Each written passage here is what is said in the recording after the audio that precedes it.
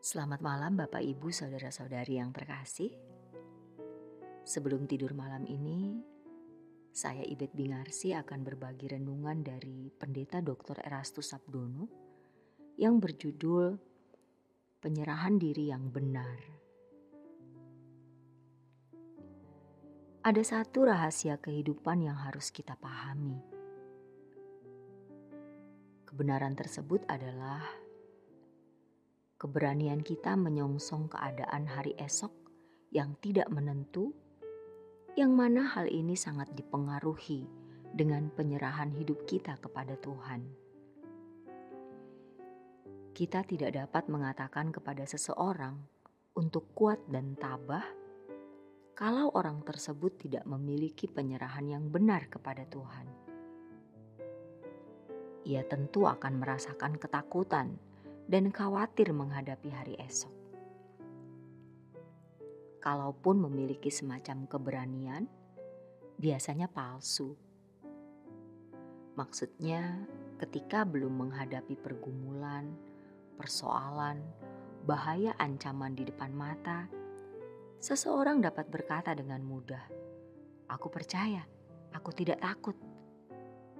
Tetapi ketika berada di dalam situasi bahaya dan mengancam hidupnya, baru dia tahu bahwa keyakinan dirinya tidak takut akan bahaya dan ancaman tidak cukup menopang hidupnya. Hal ini disebabkan perasaan kita bisa sangat situasional. Kita bisa berkata, "Aku tidak takut."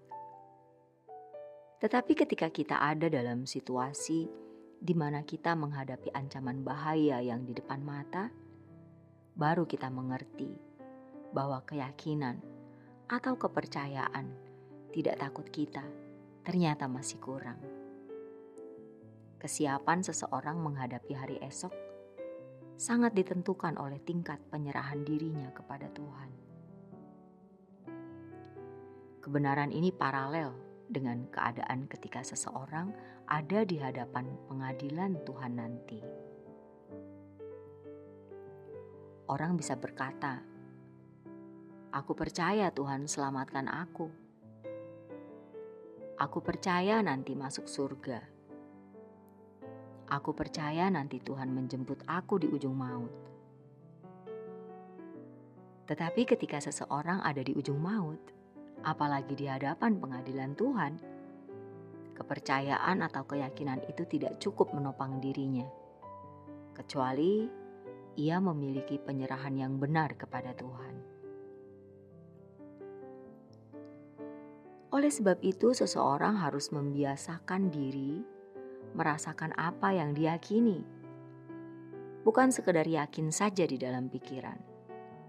Yang dirasakan atau dialami adalah Tuhan. Tuhan harus dialami, bukan hanya diyakini. Orang yang sungguh-sungguh mengalami Tuhan pasti memiliki kualitas keberanian yang tinggi. Bicara soal penyerahan diri yang benar, kita harus memahaminya dengan tepat, sesuai kebenaran yang ada di Alkitab. Penyerahan ini bukan hanya kesediaan kita menyerahkan persoalan hidup kita kepada Tuhan dan mempercayai pertolongannya. Penyerahan diri seringkali dipahami sebagai kesediaan menyerahkan segala persoalan hidup dan segala keadaan yang bisa dialami nanti ke depan. Di situ kita mempercayai Tuhan akan menyertai dan menolong. Penyerahan ini bukanlah penyerahan yang benar dan berkualitas.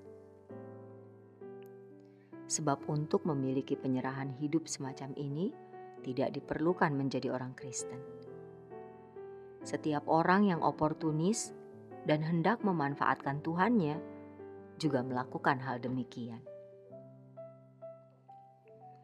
Penyerahan yang benar adalah ketika kita memilih Tuhan dan kerajaan-Nya. Dalam hal ini, orang percaya tidak memilih dunia sama sekali. Dunia dengan segala kesenangannya dipandang sebagai suatu hal yang akan musnah. 1 Yohanes 2 ayat 17. Meskipun ia tidak memusuhi dunia, dalam arti menjauhi orang-orang dan hidup dalam lingkaran isolasi, namun ia sungguh bertekad tidak mengikuti jejak hidup orang-orang dunia pada umumnya. Jejak hidup orang dunia pada umumnya adalah menemukan kebahagiaan dari harta, pasangan, kedudukan, gelar akademik, fasilitas mewah, dan berbagai kesenangan yang memikat. Ketika seseorang menemukan kebahagiaan dari hal-hal tersebut, ia melangkahkan kakinya di jejak hidup yang sama dengan dunia. Sebaliknya, orang yang memilih Tuhan dan kerajaannya akan menyerahkan hidupnya untuk menuruti kehendak Allah dan menyelesaikan pekerjaannya. Ia tidak akan sibuk dengan perkara duniawi yang tidak mendewasakan atau menopang rencana Tuhan. Pikirannya semata-mata ia arahkan untuk perkara surgawi. Jejak hidup seperti ini sudah dipraktekkan oleh Abraham, bapa orang beriman. Dalam kemapanan hidupnya di Ur Kasdim, Abraham memilih untuk mengikuti jejak Allah yang dihormatinya. Kalau mau jujur, justru kehendak Allah yang diberikan kepada Abraham sama sekali tidak memberi jaminan masa depannya di bumi. Ketika Abraham keluar dari Ur Kasdim, ia hidup nomaden atau mengembara tanpa kejelasan. Sangat berbeda dengan potret hidupnya sebelum keluar dari tanah kelahirannya.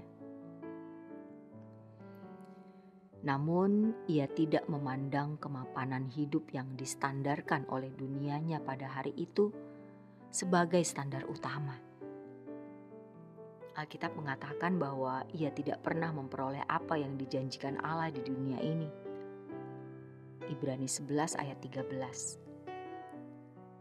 Sebaliknya, ia sadar bahwa apa yang dijanjikan Allah tidak berada di bumi ini, tetapi ada di balik langit biru. Kendati demikian, Abraham tidak pernah menyesal. Ia merindukan tanah air surgawi, di mana Allah sendiri yang membangun kotanya. Ibrani 11 ayat 10. Kehidupan Abraham merupakan contoh penyerahan diri sejati yang harus kita teladani. Ia tidak menyerahkan diri untuk meminta pertolongan atau memanfaatkan Allah, tetapi secara aktif menyerahkan diri untuk mengikuti kehendak Allah dan memilih kerajaannya sebagai jejak hidupnya.